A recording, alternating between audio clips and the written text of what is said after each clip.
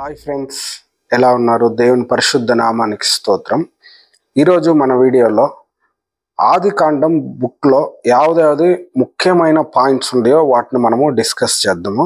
అంతకంటే ముందు ఈ ఛానల్ని ఫస్ట్ టైం చూసేవాళ్ళు దయచేసి సబ్స్క్రైబ్ చేయండి, ఈ వీడియో లైక్ చేయండి, షేర్ చేయండి.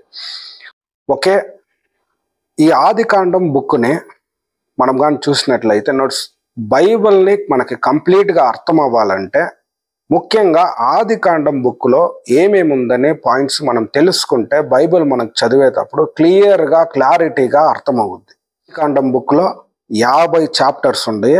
ఈ 50 చాప్టర్స్లో ముఖ్యమైన పాయింట్స్, కొన్ని పాయింట్స్ మాత్రం మనం ఈ వీడియోలో డిస్కస్ చేద్దాం. ఫస్ట్గా చూసినట్లయితే చూడండి, creation chapter 1 to 2, the creation of the word and humanity.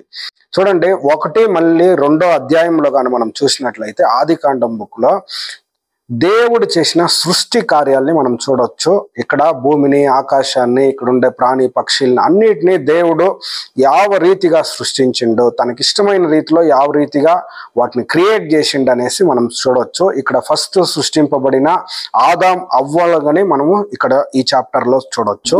The fall chapter 3 to 5, the disobedience of Adam and Eve and it's consequences.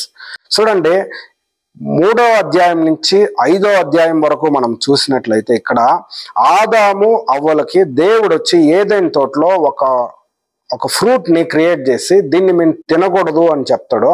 అయితే ఈ ఆదాము అవ్వ ఇద్దరు ఏం చేస్తారంటే దేవునికి అవిధేయులై పోయి ఆ తినకూడని పండును తిని వీళ్ళు పాపంలో పడిపోతారు.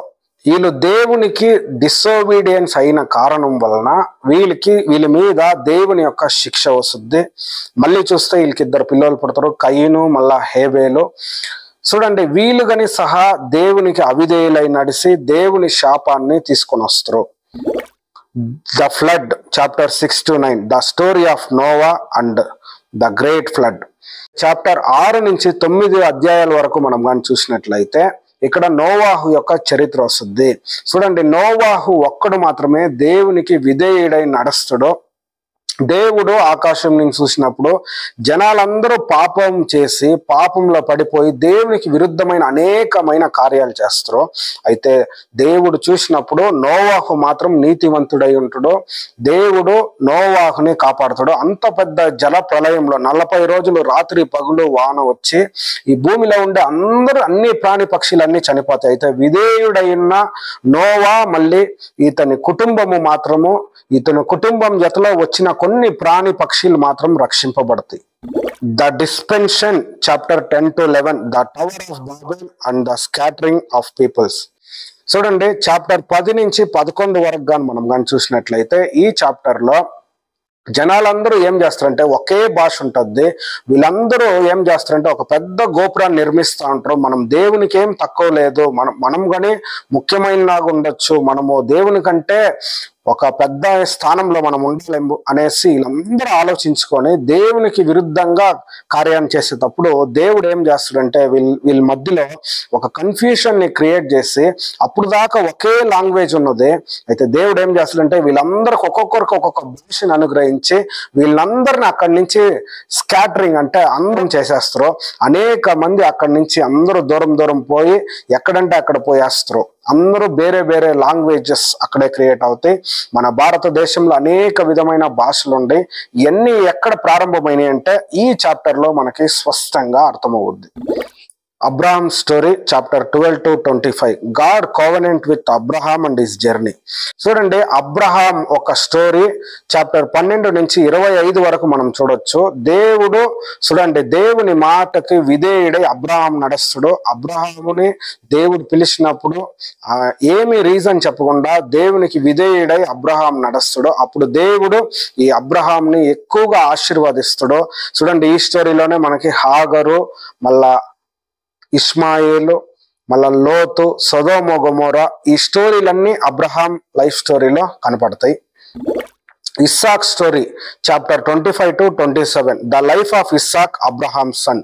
ఇస్సాకు యొక్క చరిత్ర చాప్టర్ 25 నుంచి 27 వరకు ఇక్కడ కనపడద్ది. చూడండి, ఇస్సాకు దేవునికి విధేయుడై నడుస్తాడు.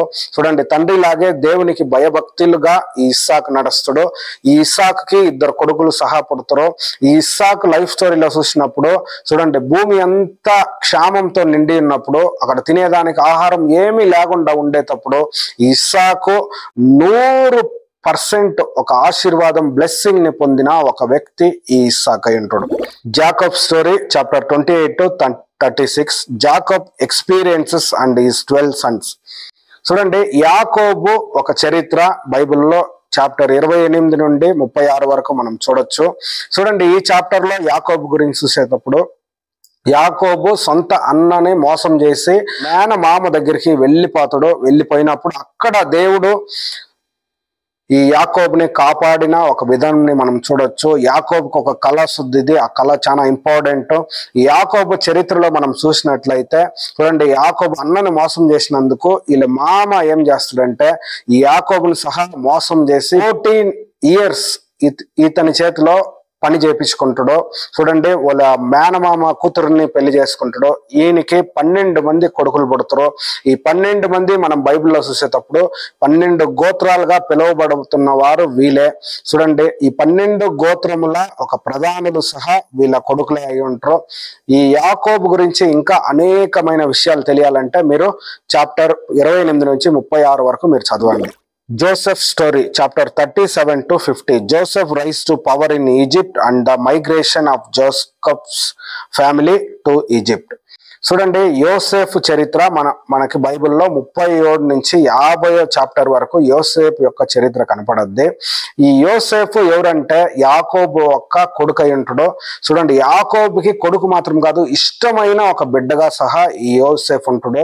ఈ యోసేఫ్ ఇదే కారణానికి ఈ అన్న తమ్ముళ్ళు అందరూ వీళ్ళు ఏం చేస్తారంటే ఈ యోసేఫ్ మీద కోపపడి వీడిని చంపాలని కానీ చూస్తారు. ఒకసారి గుంతలో పడేస్తారు, మళ్ళా అక్కడి నుంచి ఎత్తి వీడిని స్లేవ్ గా ఈ జోసెఫ్ ని సేల్ చేసేస్తారు.